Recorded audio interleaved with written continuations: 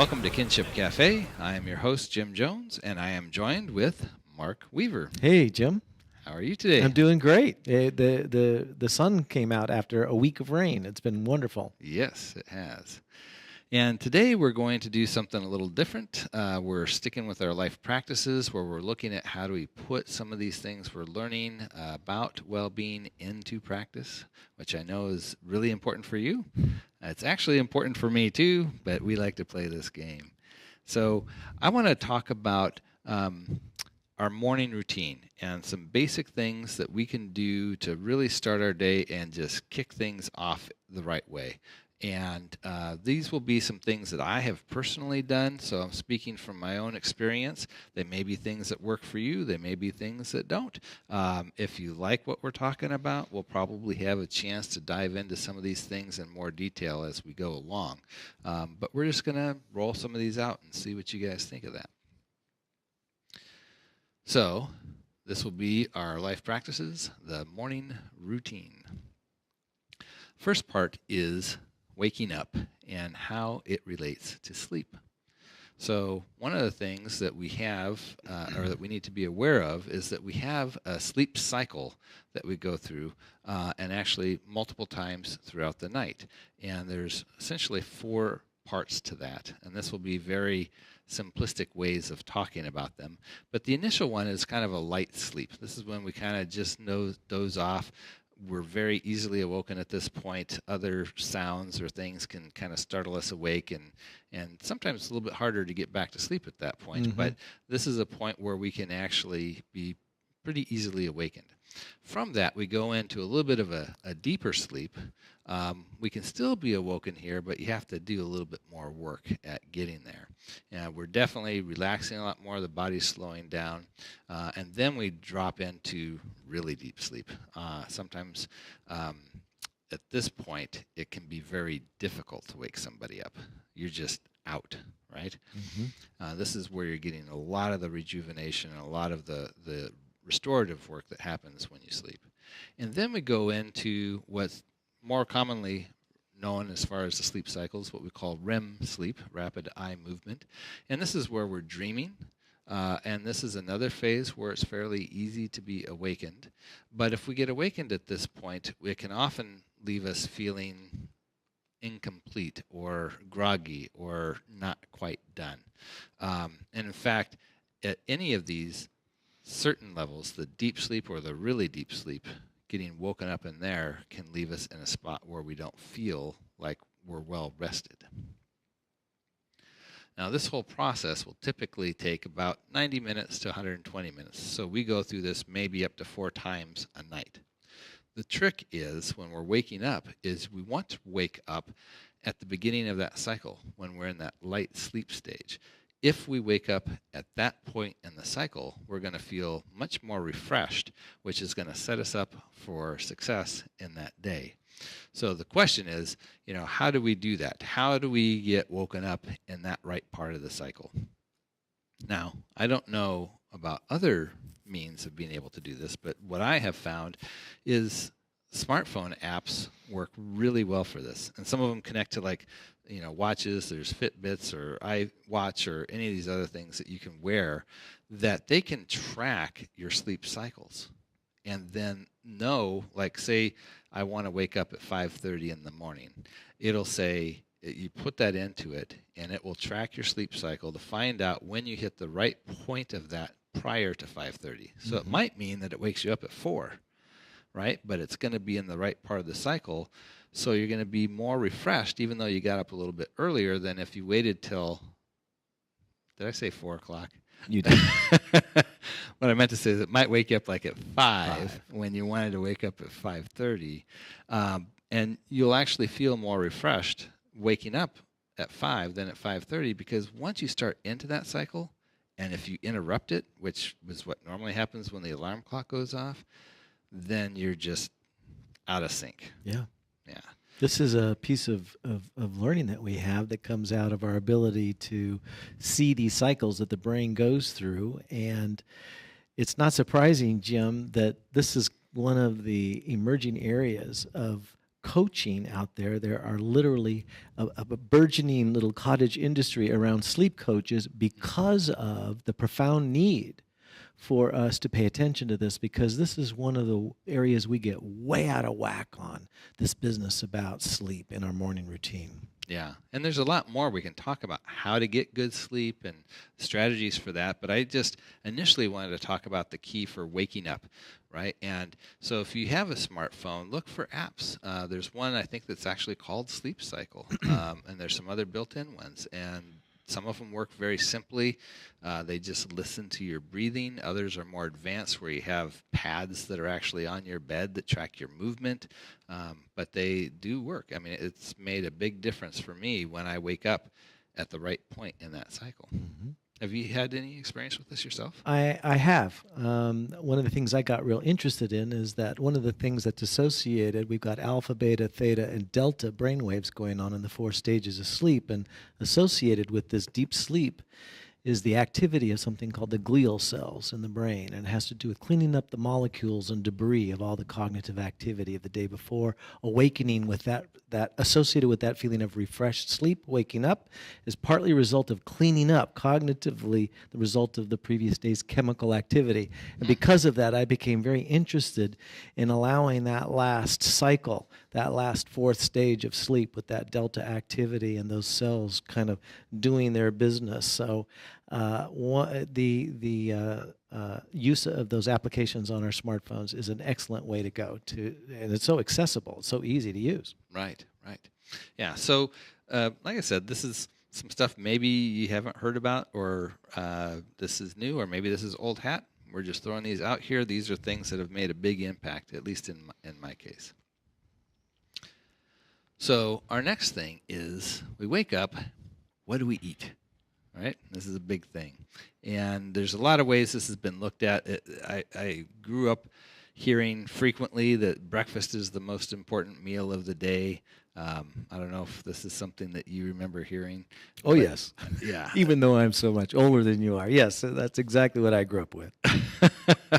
So it's a question, that transformed a lot for me, what I thought I should be eating for breakfast versus what actually helps me out when I eat. Or how I do my morning what breakfast. We were taught and what we learn is better for us. Yeah, exactly. Right. And the first thing is we need to start with rehydrating first thing. So hard for me. I go for that coffee right first thing in the morning. And you really need to do the water I know, first. the water is so much better. Yeah. And it's one of these things where throughout the evening, you're not drinking, obviously, and right.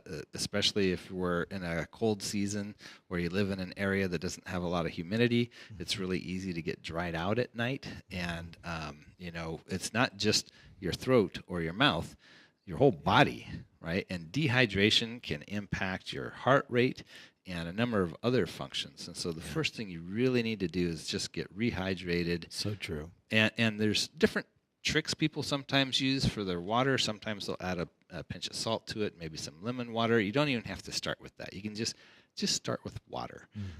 And ideally something that's more like room temperature, because that'll be easier for your body to absorb. Instead of cold out of the side of the refrigerator door. Yeah. That's going to be a little bit of a shock to the system. Right. Yeah. So we want to start with making sure we get rehydrated. Before that cup of coffee. Before the coffee. And it takes a minute to make the coffee, so you got that window. That's a good point. We're going to talk about that later. How to use that time when you're making the coffee while it's percolating. That you can get the water. That's a good idea. So another part of this then is, and this is where I was starting to have a big, big shift from what I grew up with. For me, growing up was cereal, oatmeal, pancakes, waffles, toast, bacon. Well, right now here we're talking about grains. Oh, excuse me. Yes, and sugar, yeah. right? And so a huge part of what most people eat for breakfast is in the grains category.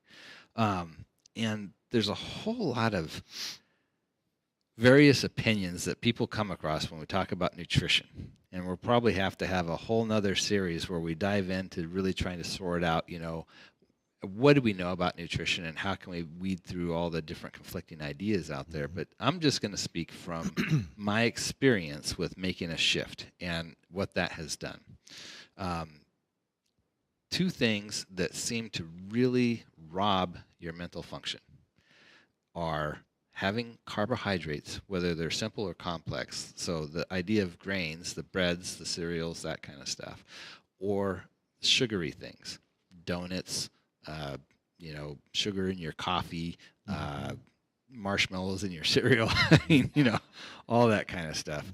For me, I also work as a software engineer, and I've got a lot of stuff I've got to process mentally, and I need my brain to kick in, and it needs to work, and I need to really use it. So I'm looking for how can I maximize that functionality. One of the things I found is by cutting these out, it really transformed things a lot. And it also ended up making a big difference in terms of my weight.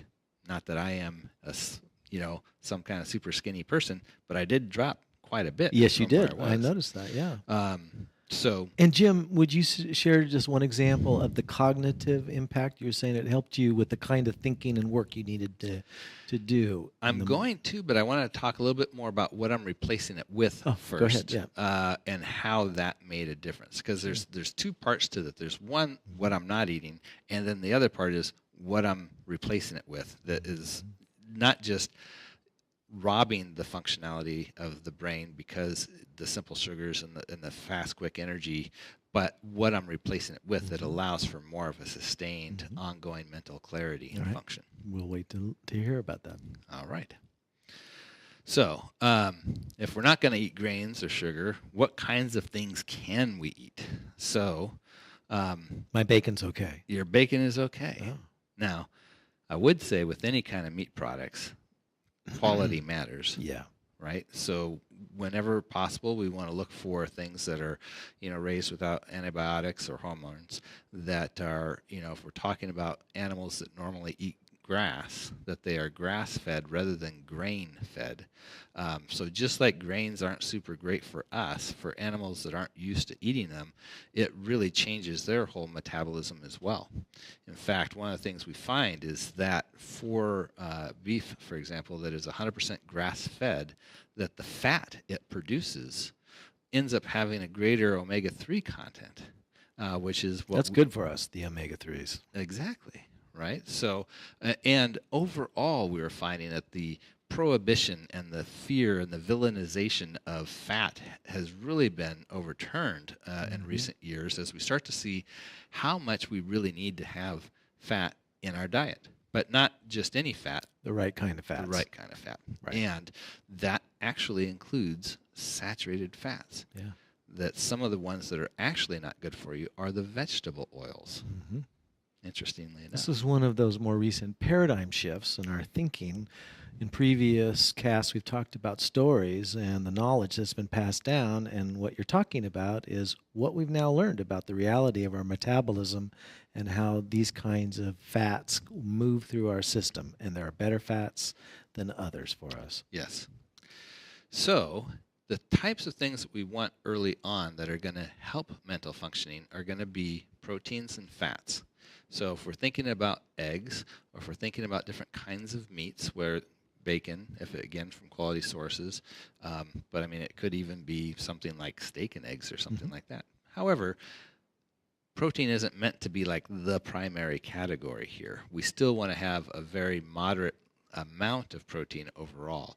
Really where we want to emphasize is more on the fat side of things, which is kind of hard for us to get our heads around. Speaking about cows that are eating grass, producing better quality fats, it's a great source of that is butter. If you get butter that comes from grass-fed cows, that has a tremendous amount of omega-3 in it, plus a lot of other things that your body can really utilize. Yeah.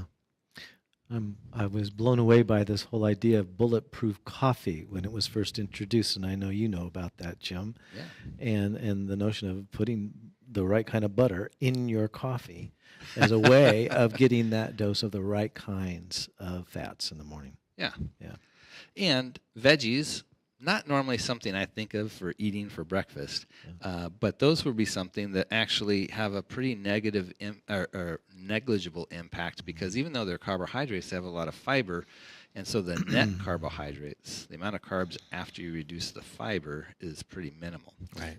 But so those are still something that works out. But you could also think about something like avocado. The thing you don't want to do here, and this is another thing that I grew up with and probably a lot of other people, is fruit. Because fruit really just translates into sugar. And so that's another area where you get into trouble. And there are ways to do this that are completely vegetarian too. Right. So I don't want to make this sound like this is a meat eaters only kind of an option. Right. I'm just speaking from my own experience. And there's also the piece about you deciding how far you want to go, and whether you might cheat a little bit with some strawberries in the morning, if one were that way, like I am. Sure. Well, and the thing that you'll find is if you take it up as a challenge to try this and see what happens, and you start to see how you feel, then you can compare that to what do you feel like when you do something else. Right. And that's part of what we need to do, because we're all so unique. We're all going to have our different kind of balance of things, that we need to really pay attention to how is it impacting me? How do I feel? And that's going to really help to dictate the balance of things that we want to do. Makes me think about the conversation we'll have later about if I wanted to change some of my habits about the diet that I have and adopt some new ones, how I can do that more easily. We're going to get to that conversation a little later. That sounds good. Yeah. So the other thing that's a complete option as well is to skip it. Now, I know we all heard breakfast most important, don't miss it, but there's this whole other thing that's also gotten a lot of steam about intermittent fasting. Yeah. And what this is doing is, instead of trying to take a day or more where you're not eating anything, you're just shrinking the amount of time in a particular day that you actually eat. So that maybe there's only an 8-hour window or so that you're eating, but you eat every day. So you might wait to eat until noon and then finish eating at 8, or start at 11 and end at 7, something like that. So that's another possibility for when we're thinking about this. However, one of the things that has really made a huge difference for me, and you already brought up, was bulletproof coffee. And there's a lot of ways people talk about this. Sometimes they'll talk about it, butter coffee, or some other ways where they're trying not to, say bulletproof. I don't have to worry about that, because I'm just talking about what I did. I don't have a separate product I'm trying to sell. Right. But bulletproof coffee doesn't interfere with the intermittent fasting, because both the coffee and the stuff that's in it, which we're going to talk about in a minute is butter and oil, don't impact the benefits that you get from fasting. So the bulletproof coffee actually gives you a tremendous amount of satiation that, for me, I will make it up in the morning and just kind of sip it through a thermos that I have, usually till about 11:30 before I even feel like I need to eat something. I don't feel hungry. It's not like I'm having to deprive myself or force myself. But on top of that, I also have just this tremendous amount of mental clarity, where I'm able to really sustain focus for a long period of time, because I'm feeding the brain the kind of energy, the kind of nutrients that it needs to be able to do what it needs to do. I feel like this is really a good moment to point out kind of what this podcast is entirely about, and that is bringing emerging knowledge to the questions that we have about how we can increase our sense of well-being. And you just described something that we're all interested in. How can we get my best performance out of the day? Whether I'm planning my kids' weekly dietary schedule, and believe me, that's about as daunting sometimes as working up a prep for an executive meeting. Whatever it may be, you're talking about being informed about the chemistry of your body, which science has now taught us so much more about, countering some of the stories and practices that we were taught growing up, and the benefits of intentionally hacking that chemistry to produce some beneficial effects in our lives. And that is really what we're about, bringing some of that knowledge into these life practices sessions so that people can see that there is some benefit here for being interested in what we're up to here with this Kinship Cafe series. One thing that we'll talk more about is how we get motivated for and get into a habit that can have such a profound payoff in our life like that. What a great Yeah. example. So, just real quick, if anybody's interested in trying bulletproof coffee, it's not hard to do, but it does take a little bit of prep, like you said. Can you tell us? I'm about to. Good. Yes. So, obviously, it has coffee in it. If you happen to be sensitive to caffeine, there's other ways that you can do this. Some people have done it with tea. Other things that you can do is more of a collagen, which is a type of protein that doesn't break down under heat or in a blender, so it works well. Whey protein doesn't work so well with this because it'll break down. And maybe like a little bit of vanilla or something like that. So it's almost kind of like a protein shake as opposed to a coffee drink. But it's another way you can do this if you have issues with caffeine. I'm a little bit sensitive to caffeine because as a programmer back in the day, I really abused it. I mean, we were talking Mountain Dew, Red Bull, coffee, all this stuff to the point where I was just like, I had to just get completely off it. Now I can handle coffee okay, but I usually only have 1, maybe 2 cups a day. And by cup, I mean 8 ounces, not 16. So you limit it in a balanced way. Yes. So when I'm making my batch of this stuff that lasts me from when I wake up until 11:30, I'm going with 2 cups, as in 16 ounces. And sometimes it'll be all coffee, and sometimes it'll be like half and half water and coffee, hot water. But the idea is that there's the prescription here, or the recipe is 2, 2, 2. All right. So we got 2 cups of coffee. With that, we're going to add in 2 tablespoons of butter, which is a lot of butter. And again, we want to make sure that it's grass-fed. You'll also find that if you use butter that's not salted, it'll taste better in your coffee.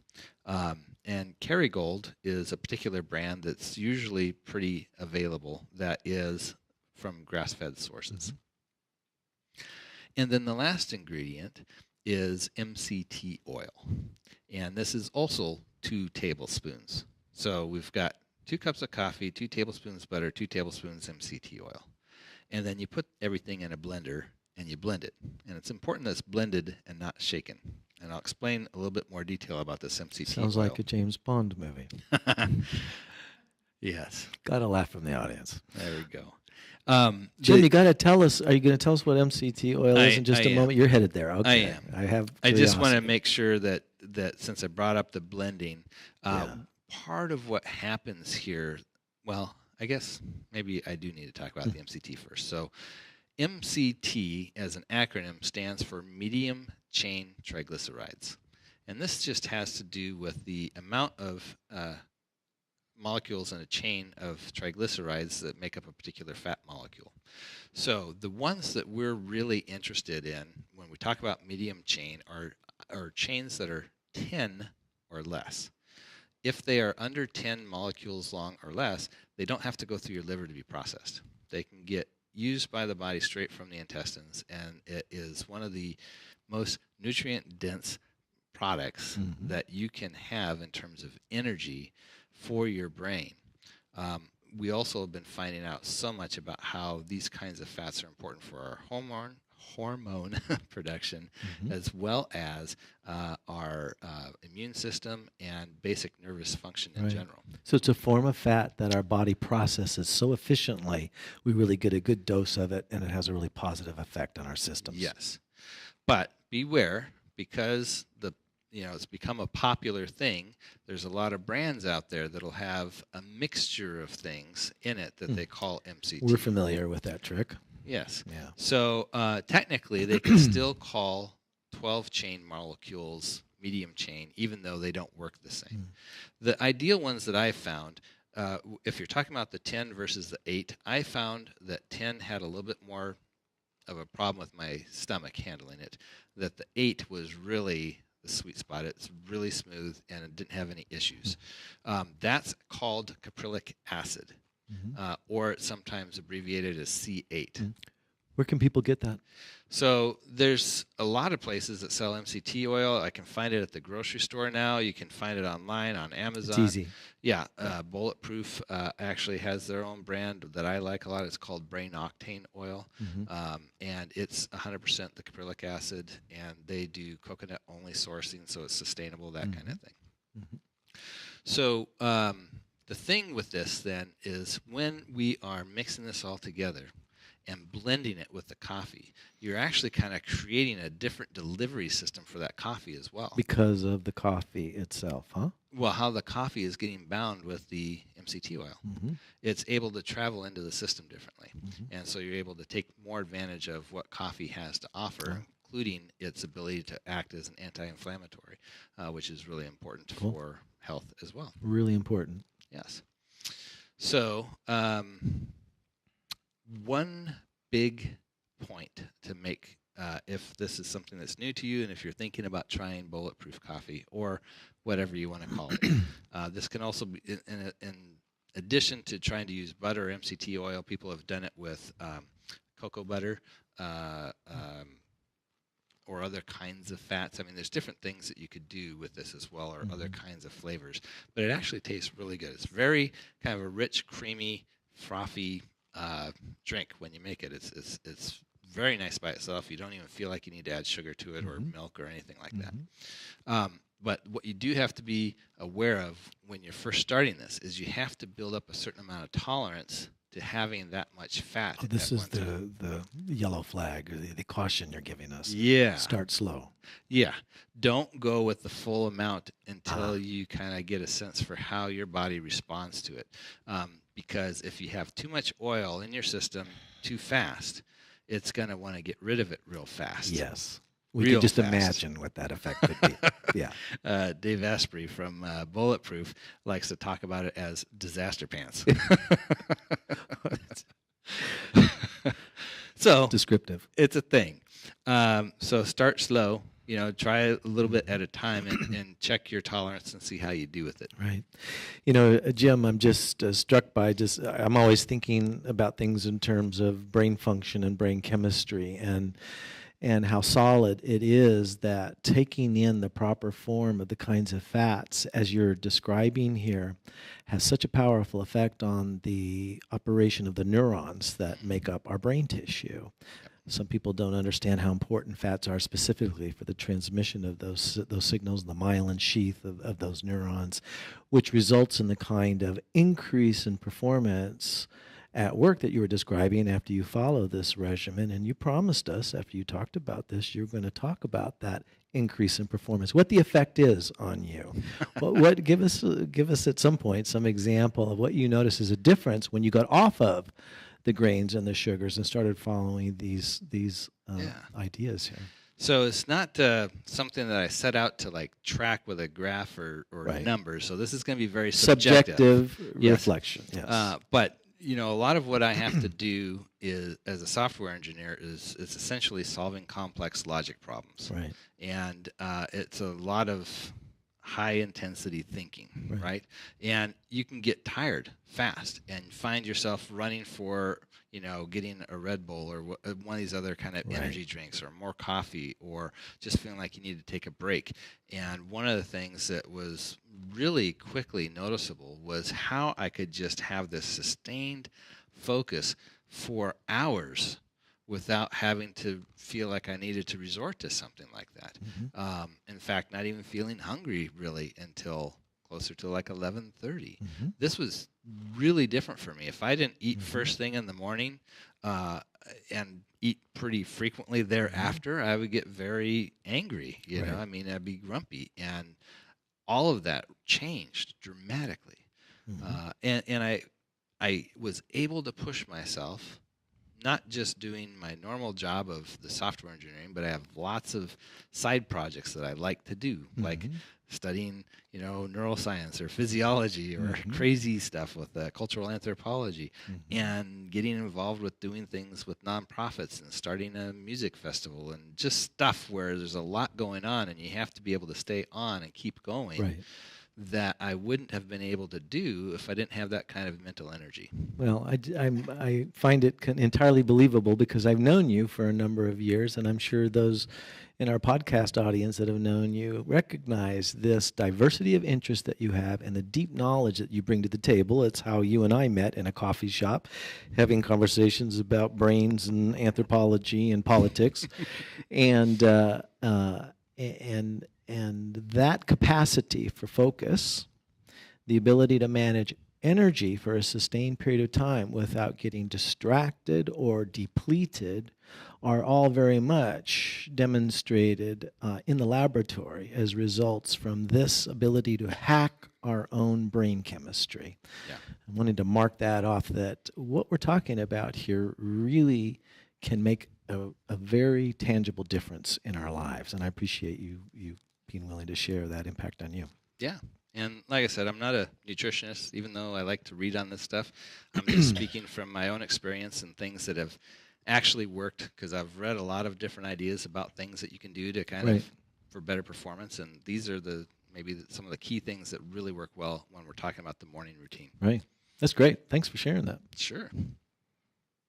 Okay, so another one, and we've actually spent some time in some of our previous life practices talking about this idea of mindfulness. I'd like to talk about now how we can implement this into our morning routine for how we kind of set up our day. Mm-hmm. So one of the things that we want to start thinking about is, what are the stories that we're telling ourselves? Mm-hmm. And I don't mean this necessarily in terms of like the big meta-narratives that we've been talking about previously, about how cultures and worldview. It's more like, what do you say about yourself when you're talking to yourself, right? Because we all are constantly carrying on this monologue inside our head with ourselves about everything. Are we beating up on ourselves? Are we being critical about things? Are we finding ourselves, how do we feel about what's going on, and how do we feel about our day? And by thinking about what are we saying to ourselves and how we're feeling, this is one of the areas where we can use mindfulness to kind of intercede and bring about a different kind of an outcome, where we're having more positive emotions and we're having more positive conversation with ourselves that makes a big difference on what we're actually able to accomplish, even in terms of our immune system and lots of other things. Yeah. So the key thing here is, and I'm not sure exactly if there's another name for this, I just started referring to it as an experience cycle.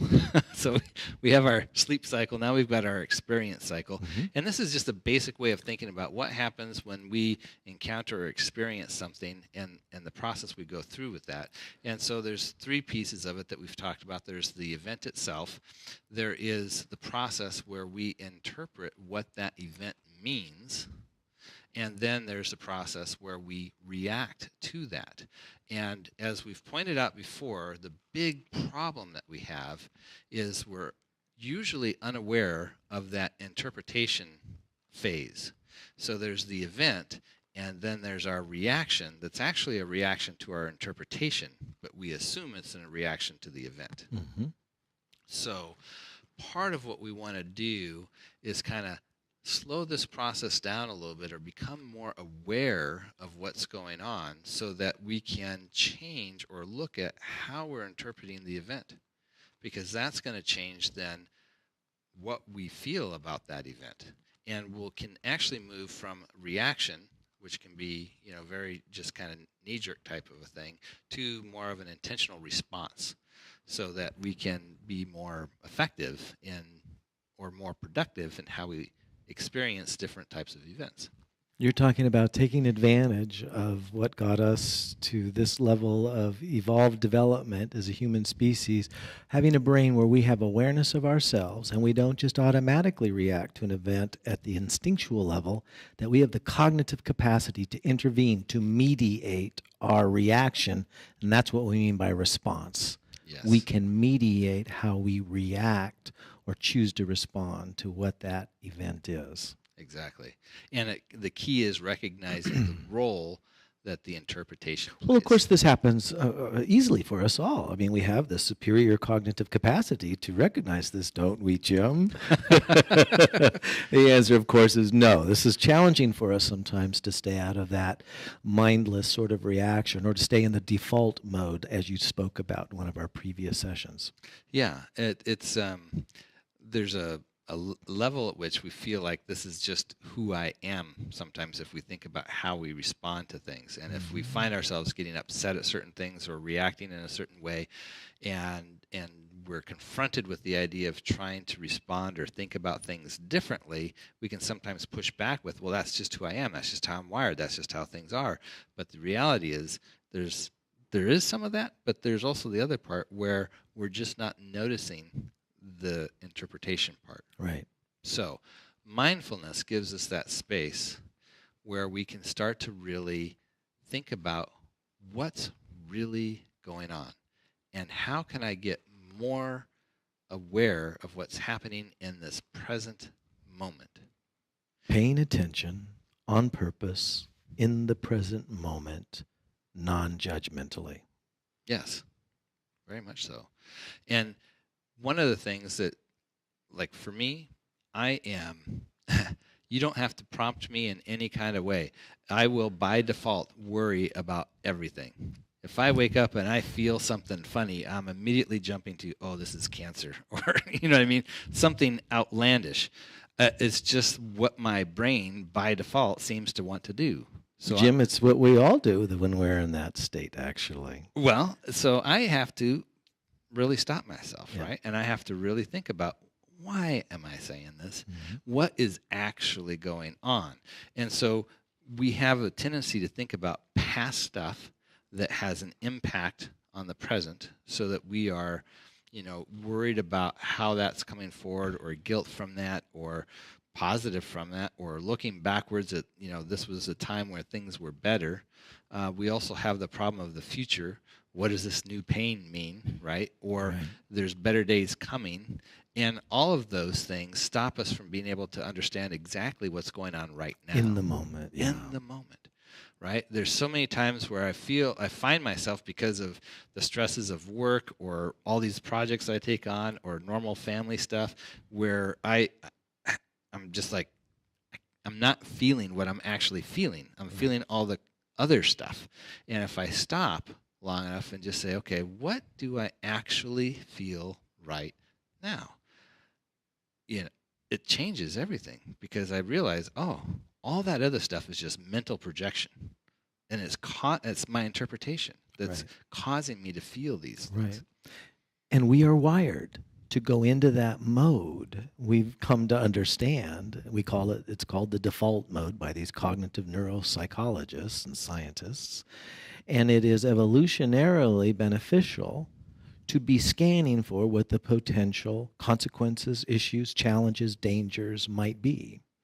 And we can see in the functional MRI studies, that's what we're doing. We're going back and accessing those parts of our brain that have those memories, and then we light up the emotional centers. There's nothing going on around us. We're generating that. Yeah. That's the subjective experience of the anxiousness.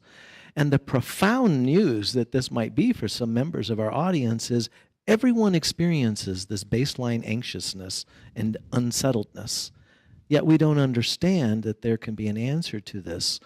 And it goes way past the superficial definitions of mindfulness that you might read in some of the postings on the internet.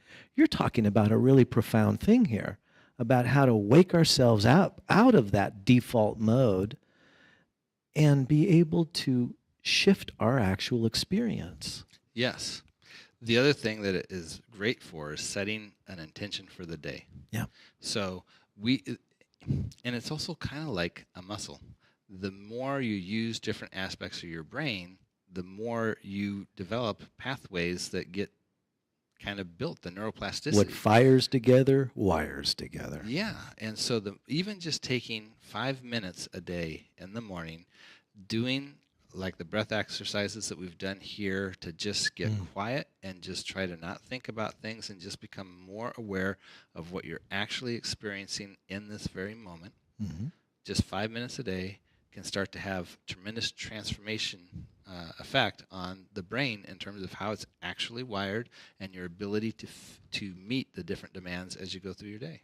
What you're saying, Jim, is what we've observed of ourselves, those of us that maybe gone to the gym and made a practice of lifting weights, and we notice the building up of muscle tissue, that the same thing happens when we exercise our brain by taking it to a certain place and perform a practice, a mindfulness practice. And the more that we do that, we develop essentially what is described by neuroscientists as a cognitive subroutine that we can get into that creates a certain state of not only awareness, but an emotional impact as well, a sense of well-being and being in the moment rather than being caught up in those mental projections that you were talking about earlier. Yeah.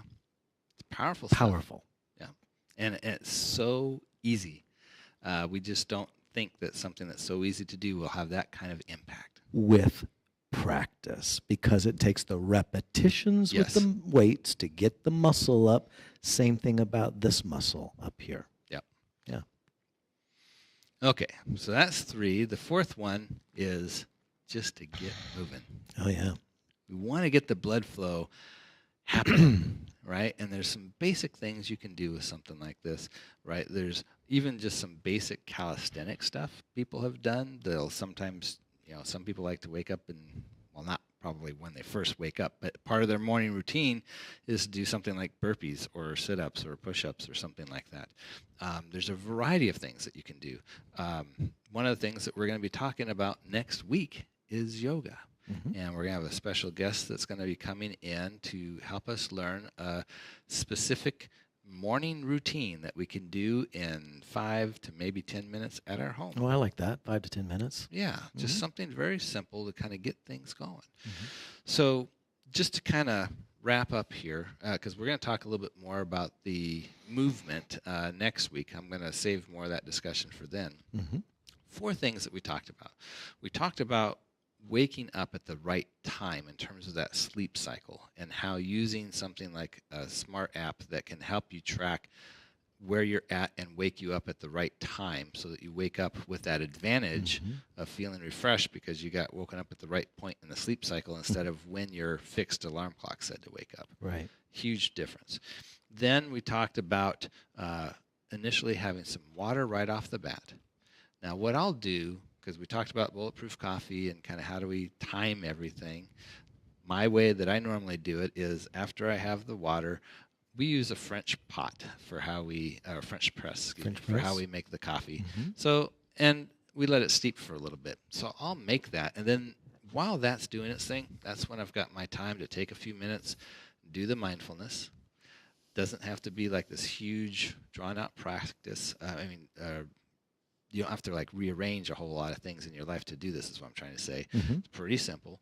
You just get into the habit of, okay, I'm going to have some water.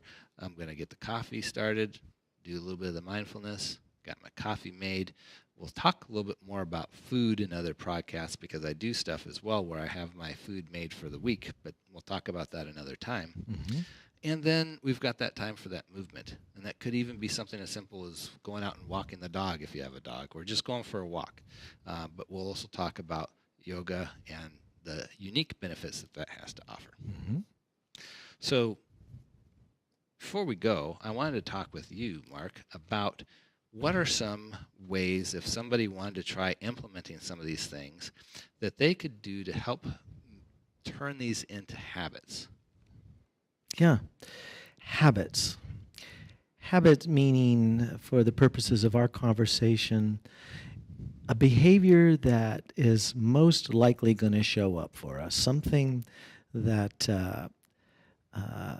that we have a settled or regular tendency to practice, something that is consistent in our life, whether desirable or not, a habit. So we've been talking about habits around sleep, and some choices we have there around diet and motion, and that could include something like a goal around exercise. So some comments about how brain science informs us about how we can best go about shifting some habits in our lives, like the ones that we've been talking about here today.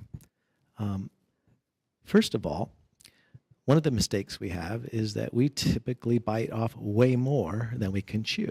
We try to say, okay, so I'm going to get into shape. I'm going to go to the gym 6 days a week, and I'm going to do a full hour. I'm going to do both, the aerobic, and I'm going to do the weights, right? And we do that for about a week, 10 days.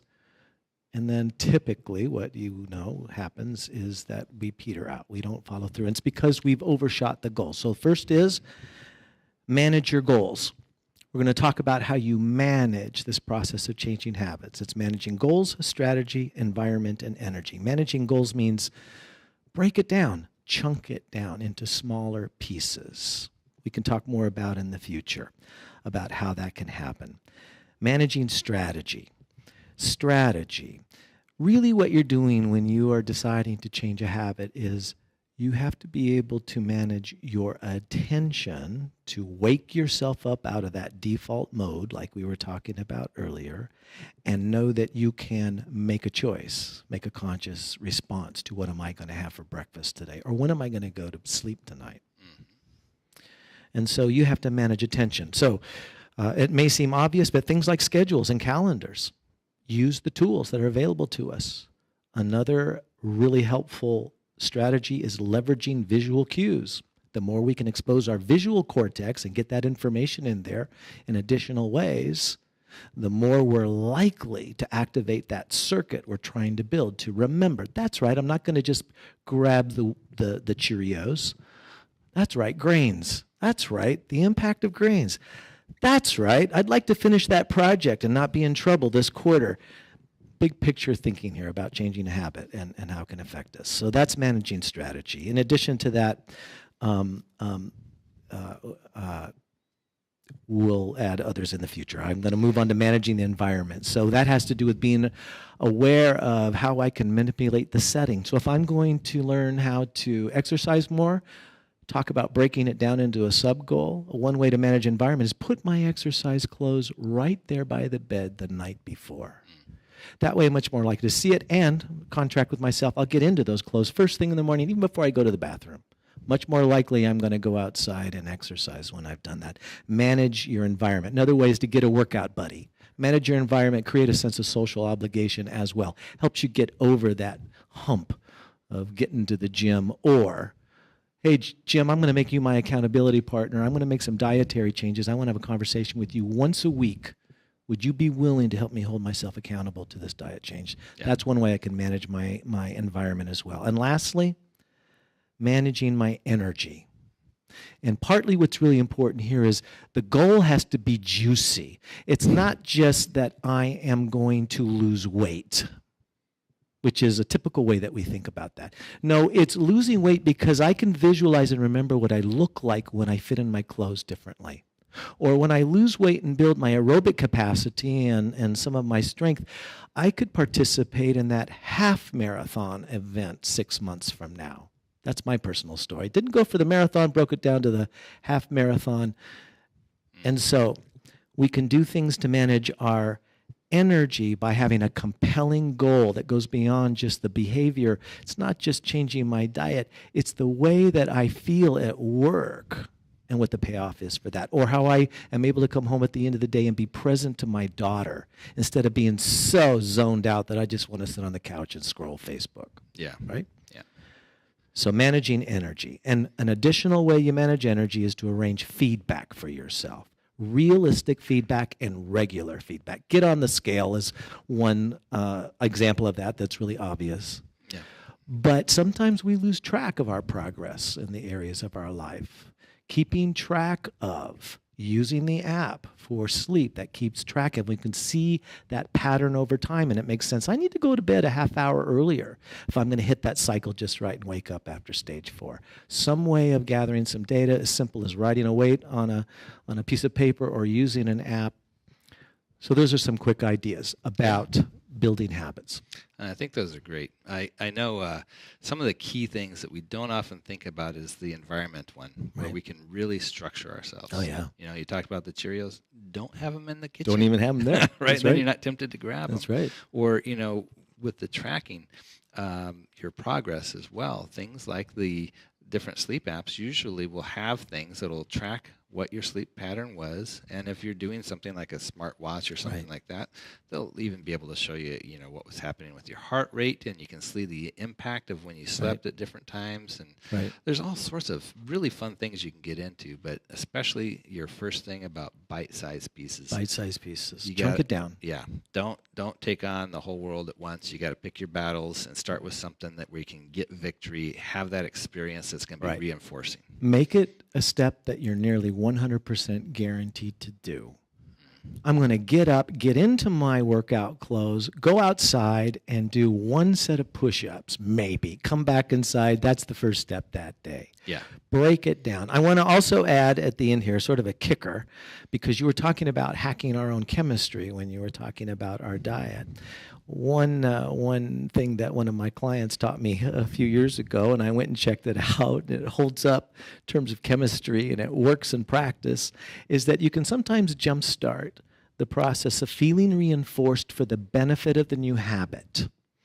And it's as simple as rewarding yourself with a little bit of chocolate after you've taken that first micro step of progress. Or, for those of you in the audience who may be addicted to video gaming, of making that 90 minutes of video gaming you might allow yourself once a day contingent upon finishing some segments of work. Creating a game for yourself. An additional way of managing energy is to gamify anything you want to change in your life. Yeah. Anyway, those are some ideas about building habits. Love it. Yeah. Thank you. So I know you're going to talk more about movement. One of the books I've just finished that I just find just really, really helpful is by a guy named Dr. John Rady, and it's a book called Spark, and he sort of accumulates the research about movement and especially exercise. And talk about blowing the heck out of old myths. I'm old enough to remember the age of the 80s and the nearly soul-killing aerobic workouts that one thought one had to go through to lose weight and get into shape. Well, here's the research, folks. Yeah. That bottom line, that a very substantial beneficial effect can occur with 30 minutes of moderate aerobic activity a week, 3 times a week. 30 minutes, 3 times a week of getting up. Moderate, you need to figure out your heart rate, figure out what target heart rate is. It's all online. You can figure that out. And I'll punctuate this by noting that in the United Kingdom, there's quite a bit of research now after years of deciding, rather than prescribing anxiety, anti-anxiety and antidepressant drugs for those people presenting with those kinds of problems, instead they've been prescribing various forms of aerobic exercise, and it is now the #1 treatment of choice for many forms of those kinds of challenges to our sense of wellness and well-being. Yeah. And the data is supporting what we've known intuitively. We don't have to kill ourselves with those super workouts to achieve that jump. I found a similar thing, too, with a book called Body by Science. Yeah. And same type of thing, right, where the question was not just what do we intuitively think or what's the traditional way we've approached it, but what does the, science-based evidence show? And, what was required to actually get the benefits was unbelievably different. And this particular book was dealing more with the high intensity, low impact type of work that was basically trying to demonstrate, and I find really compelling that within 5 to 10 minutes of this high intensity, low impact workout that's not even really aerobic, it's more of the anaerobic type of workout, a week took care of what you needed. Yes. And beneficial effects measured as a result of that. Yeah. I mean, the way it was looking at it was pretty interesting, because it was saying, look, the thing that's actually beneficial for you is not like with aerobic activity. The problem that you have is it tends to be more of a stressor, because you've got a lot of rapid, quick beats that are happening with the heart, and what you really want to be able to develop is more of this variable heart rate capability, as well as the ability to change from small to big and back to small quickly. Right, in terms of the amount of blood that's moving. And so the other benefit of reducing or improving the cardiovascular was to reduce the demand on the heart and lungs by increasing the skeletal muscle to handle more of that load. And then as far as the weight was talking about, they're saying that the aerobic stuff, you have to, to burn a pound of fat, which is, 3,500 calories, you're going to be doing a, pretty moderate aerobic activity. It's going to take you an hour to do 350 calories, Mm-hmm. right? So what they're doing instead is they're trying to completely or nearly completely deplete the glycogen stores in your muscles, Mm-hmm. which means you're using them sugars. until the point where Yeah. they just give up. They can't function anymore. And that the process your body then goes through to liberate stored fat to replenish the glycogen stores in your muscles is far more effective at reducing body fat than aerobic activity. And Hacking our biochemistry. yeah. Yeah. And you don't have the challenge of the impact on the joints or the risks of repetitive motion issues. It's very slow, controlled movements. Talk about convenient. Less stress, less injuries. 5 minutes a week, right? And then it's all about, recovery and how important that is and how we don't normally, there's just so much stuff out there that's just really turning all that conventional stuff on its head, like you said. Well, we scratched the surface, but I think you brought us some really good examples on looking at sleep, diet, and movement, and really appreciate the conversation that we've had here today about habits and about very specifically some lifestyle habits that can make a profound difference in our lives and in the lives of members of our audience. Yeah. Great. Thanks, Mark. Yeah. Thank you, Jim. All right. Take care.